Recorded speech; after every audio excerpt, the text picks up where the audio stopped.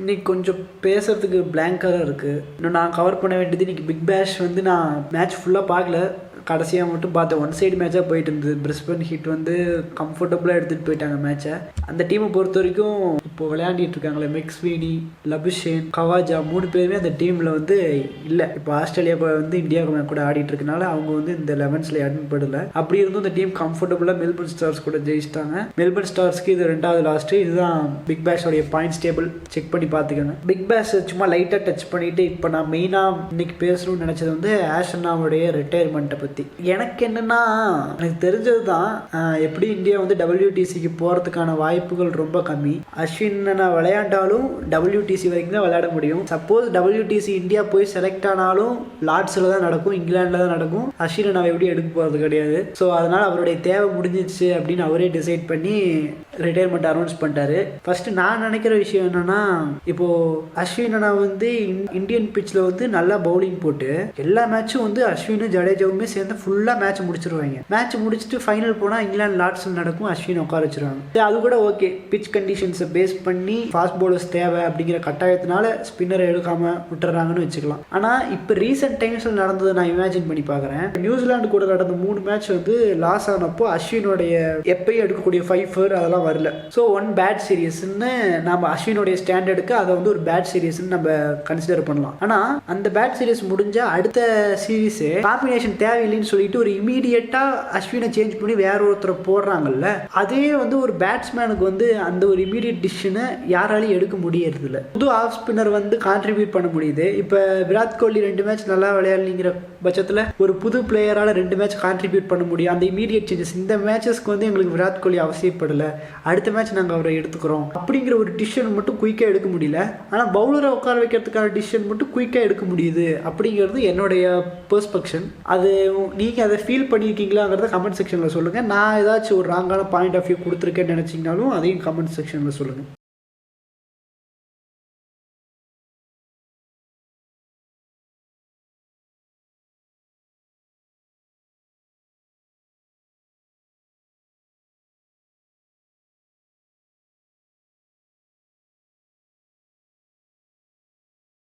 டுவெண்ட்டியில் லாக்டவுன் வந்துச்சு. அப்போ எப்படி இருந்துச்சுன்னா, ஒரு 3 டீமாக போனாங்க India. A team, B team, C team. C டீமில் தான் ஷிக்கர் தவான் வந்து கேப்டன்சி பண்ணிட்டு இருந்தாப்புல. அதுக்கு முன்னாடி வரைக்கும் ஷிக்கர் தவான் வந்து ரெகுலர் இந்தியன் டீமில் regular batsman, regular player.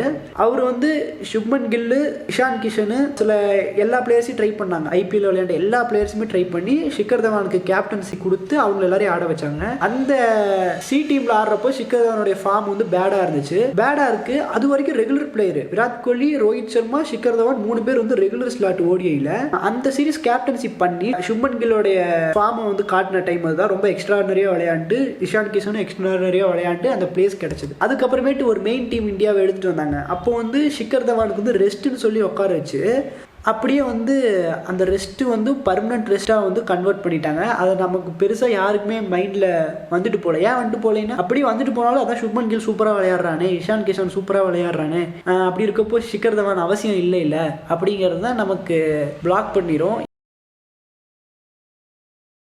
Rohit Sharma captaincy பண்ணிட்டு இருக்காரு. ஒரு 10 மேட்ச் கேப்டன்சி பண்றாரு ஓடிஐல. புது கேப்டன் 10 மேட்ச் கேப்டன்சி பண்ணி அவர் நல்லா விளையாடல. புது டேலண்ட் சுப்மன் கில் செமையா விளையாட ஆரம்பிச்சிட்டாரு. அதுக்கு அடுத்த சீரீஸ்ல ரோஹித் சர்மாவுக்கு ரெஸ்ட் விடுறாங்க. ரெஸ்ட் விட்டுட்டு ஒரு 10 மேட்ச்க்கு அப்புறம் சுப்மன் கில்லோடைய 200, இஷான் கிஷனோட 200 பார்த்து இம்ப்ரெஸ் ஆயிட்டு ரோஹித் சர்மாவுக்கு அது பர்மனன்ட் ரெஸ்டா மாத்திடுறாங்க. அப்படிங்கிற ஒரு பாயிண்ட் ஆஃப் வியூ வந்து நம்மளால யோசிக்கவே முடியல.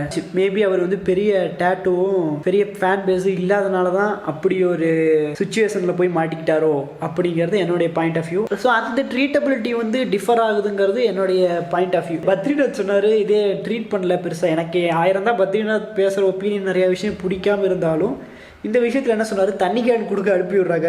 டீமுக்காக ஒரு சீனியர் பிளேயராக இருக்காரு, ஃபேமிலியை விட்டுட்டு விளையாட வந்திருக்காரு, இந்த தண்ணி கேனை வேற யார்ட்டையாச்சும் கொடுத்து விடலாம்ல அப்படின்னு சொன்னார். அதுக்குன்னு ஒரு ஆளாச்சும் போட்டுக்கோங்க, அது ரொம்ப ஒரு மோசமான விஷயங்க. என்னடா அது விளையாடலான்னு நினச்சிட்டு ஆஸ்திரேலியா வந்தால் தண்ணி கேன் தூக்க விட்டானுங்களே அப்படிங்கிற ஒரு பாயிண்ட் ஆஃப் வியூ வந்து அவர் சொன்னார். பிளேயர் மென்டாலிட்டியில் வந்து அது ஒரு ரோல் ப்ளே பண்ணணும்னு அவர் விளையாண்ட பிளேயராக சொல்கிறப்போ ஒரு கன்சிடரேஷனில் போட்டுக்க வேண்டியதாக இருக்குது. ஸோ நீங்கள் ஆஷனா ரிட்டையர்மெண்ட் பற்றி என்ன நினைக்கிறீங்க? அவருடைய விளையாண்ட மேட்ச்சில் உங்களுக்கு பிடிச்ச மேட்சஸ் எது அப்படின்னு நினைக்கிறீங்களோ அதை கமெண்ட் செக்ஷனில் சொல்லுங்கள். தேங்க்யூ.